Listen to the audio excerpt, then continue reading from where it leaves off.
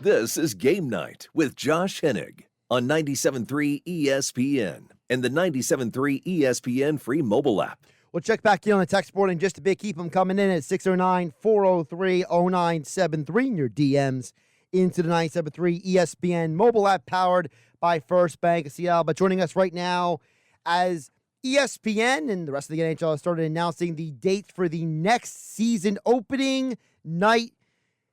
The man who will be a part of that will be John Buccigross, of course, ESPN radio, that's right, ESPN show host, The Point, ESPN2, ESPN Plus, of course, during the season. And John, I called you earlier a hockey guy. Is that a fair description? You're a hockey guy. Yeah, I'm a sports guy. I like them all, and hockey's one of them, so I'm good with that. John, first of all, how are you enjoying this offseason? Because it feels like with the Stanley Cup Finals going 7 games, it almost like propelled people into the draft and into the offseason. Yeah, I agree. It's been a kind of non-continuous. You even go back to, Connor Bedard opening night and the fanfare that he kind of brought Chicago, the big market team, trying to get back into the spotlight, much like the Flyers.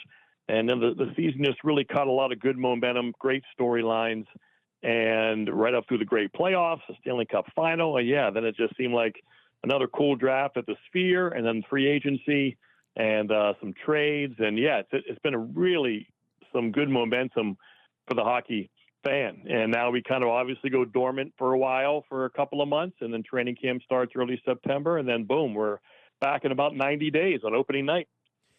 John, you mentioned about the Flyers. I made the comment that for people like myself, I'm actually looking forward to the Flyers more than the Sixers. Not because I don't think what the Sixers did was nothing. I mean, obviously bringing Paul George is a big deal for a lot of people, but you have a guy like Mishkov coming to America. You can play the Neil Diamond song in the background when he comes over, right? But the idea being that this guy wasn't supposed to be here yet. And you mentioned Connor Bedard. I mean, is it fair for Flyer fans to look at Mishkov in that kind of vein? Yeah, I think it is. He's a more dynamic skater than Bedard. Bedard is kind of that, the smaller guy who can really shoot, uber hockey sense, very competitive. So we'll just have to see if Mishkov has that hunger, that maniacal hunger and commitment to the game that Bedard has, like a Crosby, where their whole life revolves around it, what they eat, when they sleep, how they live. And so that's going to be certainly something they have to look at, because those guys are, they're kind of rare, and you kind of build your franchise around them, kind of like Nathan McKinnon in Colorado. So Connor McDavid in Edmonton. So we'll see. But he's certainly a star they need. They need stars, and he's a big piece of if they're going to make that next step. They need him to pop. If they don't, it could be another 5-10 years. I mean, he's a very important piece. They took a shot last year. He was there. It looks like it could be a stroke of genius. If everyone knew he was coming last year, he would have been probably the second pick, maybe the third. So the Flyers definitely got one there. Now we'll see if they can continue to add a couple pieces like him, because they have they have good players, they have good stuff, but you need a few really shiny toys, and he has the potential to be a shiny toy. Now they have to figure out how to get a couple of more. I love how you said that he's a piece, because you're right. The Flyers had a lot of really good players this year, but they haven't had like a legit superstar in a while. And I mean, in an area where people even looked at Claude Giroux not even as a legitimate star player at times for some of the fans down here. John, you look around the Flyers, what does Mishkov do? Like, let's say he doesn't hit like his potential per se immediately, but let's say he at least gets to a level of, you mentioned, like maybe doing the flashes like Bedard had. How does that change the Flyers to the rest of the NHL? Yeah, it's just, someone like an Arturi Panarin, certainly I think that people look at him as at least a point per game guy. Who knows, maybe he touches 90 to 100. Just, uber high skill finisher, and just that electrifies the team in the city. And that can really be obviously a big factor when you have someone like that.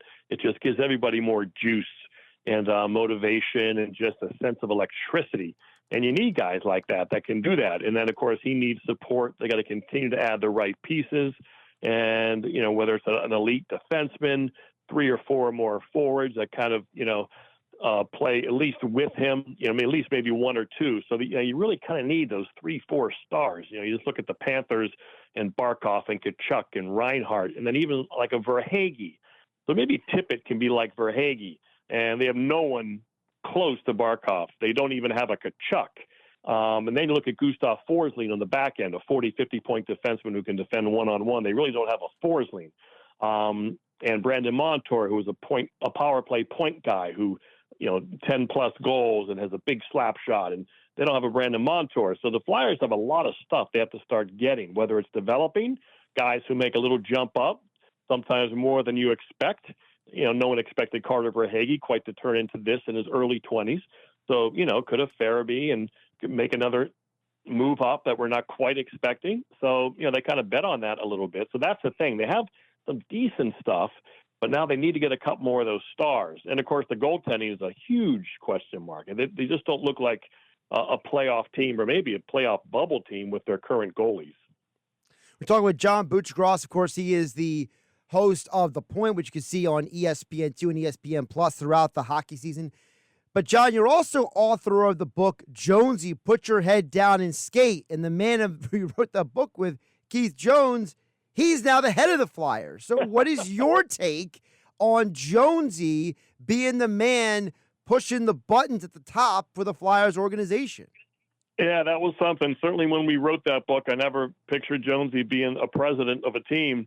And even right before he got the job, it kind of came out of nowhere. But when you think about it, he's just an absolute uber people person. The way he is around people, he gets people. He can talk certainly to a room full of executives and ownership. And he can talk to a room full of janitors and Zamboni drivers. I mean, he connects with everybody. He's got just a special touch about him. He's very smart about the game of hockey. For a guy like that, who wasn't a high-level player as he went into college, for him to figure out how to have an NHL career and how to play with Peter Forsberg and Joe Sakic and Eric Lindros and how to play with no, patellar tendon in his right kneecap and somehow get around the ice and skate and be somewhat effective without being able to jog across the street. Like, he just figured it out. And that's what he kind of does in life. He figures it out. So if anybody is going to figure this out as the point man of the Flyers, Jonesy's as good as anybody. So I think it was an absolute fantastic hire, and he's going to continue to try to figure this out. John, I asked this question to a couple of people last week, and I wanted to present to you as well because Keith Jones played in the NHL. Danny Briere played in the NHL. How do you think that guys who played in the league, their experience, how do you think that could maybe help them in a way that maybe other executives who didn't play in the league when it comes to dealing with players and putting together a roster? Actually, I don't think it matters that much. They can maybe glean a couple of things that they could do. But you just look at the Florida Panthers, Bill Zito, the GM, Paul Maurice, the coach, neither played in the league, played NHL hockey. So it doesn't matter. It's a different skill set. Talent evaluation has nothing to do how good of a wrist shot you have. Picking the right coach, doesn't matter how well you skate, to pick the right coach, to assess and look at your room and who does. These are different muscles. These are different skills. And again, certainly there is some empathy they can have as a former player that they can get in there and, what they need to hear, what could help them here in a certain situation. And I'm sure those guys who didn't play like a Zito and a Maurice certainly probably ask other people or ask, what could happen over time. They have so much experience. Bill Zito was a former agent, so he dealt with players all the time because he sense how they tick. Their complaints to him, if I'm ever in charge, I'll remember that. And again, Paul Maurice has been coaching since his late 20s and early 30s. So again, he's going to learn anyway. So, certainly maybe new on the job, it can help them a little bit. But yeah, this is a whole different, game. You got to pick right players. You have to make the correct trades. You have to assess how much money we give this guy with this hard salary cap. Really has nothing to do with the skills it takes to be a professional hockey player, size, strength, coordination. It's a different thing. We couldn't have a conversation involving the Flyers if I didn't ask you about John Tortorella. There were some conversations, at least in our area, about Torts potentially being a Coach of the Year candidate for taking a team that had zero expectations and bringing them close to a playoff berth. What is your take on this version of John Tortorella coaching in Philadelphia? Yeah, he's just a great coach. And, when they hired him, if they wanted to tank, they hired the wrong guy because they weren't going to finish as bad as maybe they thought they would with him. And it, probably cost them a few spots last year, but they still got Mishkov. And this year, like I said, they weren't going to be in the top 3 high end or have a chance for Celebrini with Torts. He's just too good of a coach. He brings out the best in too many players. If that was going to be your plan, like it was in Chicago to tank and San Jose to tank. So he was the wrong guy for that job. So, but that's, that ship has sailed. But to have a guy like him who continues to learn and adjust and to really still be able to connect in an old school way with these young players, that takes a pretty good touch. But he's certainly an authentic guy who's great to be around. I'm sure the young players look at him as almost like a dad figure and almost like kind of like this wise old guy. And, that can either work or it doesn't. And I think the why it works for Torts because he still brings great energy. People know they care about him, and some people just have that skill where people don't want to let him down. And he kind of evokes that, and he brings it out of people. I just don't want to let that guy down. I might not even like him, but I don't want to let him down. He was great for Sanheim last year. Produced a career year. Mm-hmm. We'll see if that's going to be a flash in the pan or if he can kind of continue to be that guy. And I'm sure now he's going to try to get it with Tippett. And certainly a great year from Tippett last year. Now, can he get Farabee's game up? And then, his job is to take these guys as far as they can. And then obviously as Briere and Jonesy have their conversations with him, it's like, well, maybe this is as good as this guy is going to be. We need to replace him or find someone a little bit better. So that's kind of how it is for Torts. I see him wanting to be a part of the Flyers long term. Who knows how long he wants to coach every day and take all those charters and be cold behind the bench and wear his vest to make himself warmer. Maybe he only coaches another year or two and then has a different kind of role. And but to be a part of the Flyers and just to create that culture and that pulse, it'll be interesting to see. Talking with ESPN's John Buccigross here on Game Night with Josh Hennig on 97.3 ESPN. Opening night was announced, John. You got a fascinating triple-header to start the NHL season. Blues versus Kraken, followed by Bruins versus Stanley Cup champion Florida Panthers. And then the nightcap, Blackhawks and the Utah Hockey Club. But before I get to that, I got to ask you, I hate the Utah Hockey Club name. I got to know your perspective on this. Yeah, it's kind of like the soccer thing, the FC and the thing like that. And so obviously, I don't know why they have to wait a year. It sounds like Yeti is the favorite in the clubhouse, but maybe they just want the proper amount of time to get that logo right and just kind of feel their way through a year. They can then sell a whole other batch of T-shirts and merchandise. So from that perspective, it's a good business move. It's like when a player changes his number midway through a career, it just sells more jerseys. So this way they get that initial excitement about, okay, I'll buy anything they make. And then as they really work on a logo and they think about it and, the two owners, they really kind of get an understanding of what hockey is all about. And they can sit back and just go through a year and maybe look at a bunch of different things. Don't rush it. And then they can really unveil this really cool logo and different merchandise, maybe tweak the colors a touch, although I like them. So yeah, I think it just gives them time. I don't think there's anything wrong with that. And maybe the cynical part of me says it's to double up on the merchandise and get some quick cash to come in. But it's probably the smart thing to do. Just take your time and then unveil that name next year. I think they need to give you a consulting fee. You just did a better job than a PR firm at explaining Pretty that. Pretty good. I think I'd be strong in that area. I think, maybe a little side little thing, Yeah, side hustle. John, for you, I mean, you've been at ESPN for a long time, and you've seen the evolution of ESPN's coverage over the years.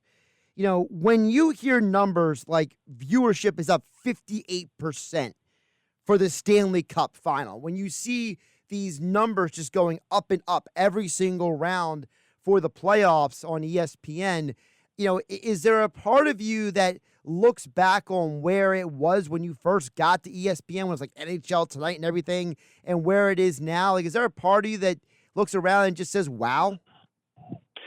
Yeah, the league and the sport really has kind of grown up, and that's where you got to give a lot of credit to Gary Bettman. You know, he was the first commissioner of hockey before they didn't even have one. It was basically a little boys' club of Canadian guys who were running this little men's league, and it just, you know, they didn't think big, and they wanted to keep it to themselves. You know, over half the league, well, like 75, 80, 90% of the league was Canadian. You know, going back in the 70s and then the 80s. And so it slowly began to change. And of course, they hired Bettman to be commissioner. He's grown the sport into a $6 billion sport. There's a team in Raleigh, North Carolina, and just outside Fort Lauderdale and Tampa, Florida. That just wasn't the case, you know, back in, obviously, in the 70s and 80s. No one could even envision a team in Las Vegas. And now those teams are winning Stanley Cups. You know, the Panthers this year and Vegas and even Denver, Colorado. And then, you know, in Tampa Bay for a couple of years, it's like, wow. So the way the sport has grown on the map, you know, they're producing NHL players in Southern California and Texas, where, again, it used to be 95% Canada. The United States now has a third of the league is born in the U.S. We've become a hockey power. So, you know, you really got to give Gary Bettman credit to professionalize the offices of the NHL in New York City and make it much more, especially North American. Before it was just almost all Canadian. Now it's kind of a hybrid of, you know, U.S. Canadian primarily. And now, of course, they're trying to slowly grow the game in Sweden and these other places where they play hockey and like hockey. They don't have massive populations, but they're trying to get those people to be NHL fans, buy sweaters, buy gear, buy merchandise, maybe take a trip to the States or Canada and go on a little vacation to see a couple hockey games, NHL games. So they play games over in Sweden and Czech Republic and places like that. So, and Finland, which I think they're going next year. So, yeah, they've done a great job growing the sport and professionalizing it, at least from a monetary standpoint. Of course, the challenge going forward is just to keep the game interesting, because let's face it, there aren't as many characters as there used to be when there was the Broad Street Bullies and the big bad Boston Bruins. And they're just, and even in the turn of the century, people like Darcy Tucker and Max Domi, yeah, these are great villains. And we've got to get away from that, become a game of skill. So there's certainly less characters and personality and a lot more skill. And that's the trade-off. So it'd be nice to be a little more balanced back to characters. That's why someone like a Kachuk is so good for the game. He has kind of a villain personality to him. And, of course, the Flyers, I think that was one of Jonesy's moves. You know, Delorier and Hathaway, they're not really villains. They're just tough dudes who can fight. But you like the Tom Wilson. Like, we need more of those guys, not less. John, before I let you go, I'd be remiss if we didn't mention Barry Melrose, Bucciot.com. Tell folks about the Barry Melrose T-shirts. Yeah, Barry, unfortunately, I've been dealing with Parkinson's. You know, obviously, that doesn't get better. It only gets worse. So I just kind of contacted an artist, and we worked on a cool logo that when you look at it, even though there's no eyes and nose, you know it's Barry Melrose. Yep. And that's an icon. When you can have a logo without any facial features like that, it's just his goatee, a cigar, and the mullet. It's like, well, that's Barry Melrose. That's an icon. So, yeah, Bucciot.com, selling T-shirts to give the Parkinson's research, the Michael J. Fox organization, which is sensational. Michael J. Fox, there's a great video going viral now of him playing guitar with Coldplay at a concert. So I kind of, you know, was happy and sad at the same time, knowing that, you know, that's, you know, Barry shares the same disease with that. They're both Canadians as well. So, yeah, so just trying to it's a way to honor Barry more than anything. You know, Michael J. Fox can raise more than I could ever sell in T-shirts in one night. But again, it's more a gesture to help out. Every little bit helps. And yeah, it's great to give Barry his stick taps, and it's great to hear the fans and see the fans buy the T-shirts and do their part just to help a little bit. I love the connecting and connections with the fans. Absolutely. Bucciot.com is where you can get the T-shirts and donate to the cause. John, I really appreciate the time and the conversation. Enjoy the offseason, and we'll talk when the hockey season gets closer again. Sounds good. Appreciate you.